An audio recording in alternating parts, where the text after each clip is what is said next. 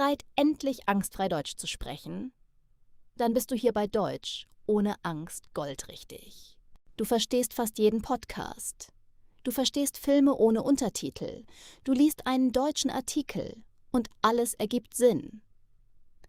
Aber dann stehst du vor einem echten Menschen, öffnest den Mund und nichts kommt heraus. Nur Stille oder ein paar abgehackte Wörter, die überhaupt nicht nach dem klingen, was gerade in deinem Kopf passiert. Und du denkst, mit meinem Deutsch stimmt etwas nicht. Aber das stimmt nicht. Dein Deutsch ist nicht das Problem. Das Problem ist etwas ganz anderes. Und heute zeige ich dir genau, was es ist. Es gibt zwei völlig unterschiedliche Fähigkeiten beim Sprachenlernen: Verstehen und Produzieren. Verstehen bedeutet, ein Wort wiederzuerkennen, wenn du es hörst oder liest.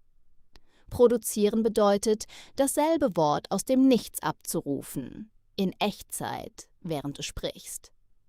Das sind zwei komplett verschiedene Prozesse in deinem Gehirn. Und die meisten Deutschlerner trainieren fast ausschließlich den ersten. Hören, lesen, Serien schauen, Podcasts konsumieren. Alles verstehen. Kaum produzieren. Stell dir vor, du siehst 1000-mal ein Foto von einem Fahrrad. Irgendwann erkennst du sofort, was ein Fahrrad ist. Aber das bedeutet nicht, dass du eins bauen kannst. Genauso ist es mit Wörtern. Du erkennst tausende deutsche Wörter, wenn du sie hörst. Aber Erkennen und Abrufen sind zwei unterschiedliche Fähigkeiten, die im Gehirn unterschiedlich trainiert werden müssen. Und hier liegt das eigentliche Problem. Je mehr du nur konsumierst, ohne zu sprechen, desto größer wird die Lücke zwischen deinem passiven und deinem aktiven Wortschatz. Dein passiver Wortschatz wächst und wächst. Dein aktiver bleibt zurück. Deshalb fühlt es sich an, als würdest du nichts können, obwohl du eigentlich schon sehr viel verstehst.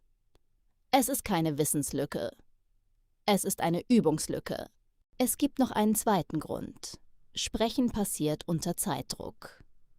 Du hast keine Zeit, in Ruhe nachzudenken, den perfekten Satz zu konstruieren und jede Endung zu überprüfen. Dein Gehirn muss Wörter, Grammatik und Aussprache gleichzeitig abrufen, in Sekundenbruchteilen. Das ist eine völlig andere Belastung, als gemütlich einen Text zu lesen.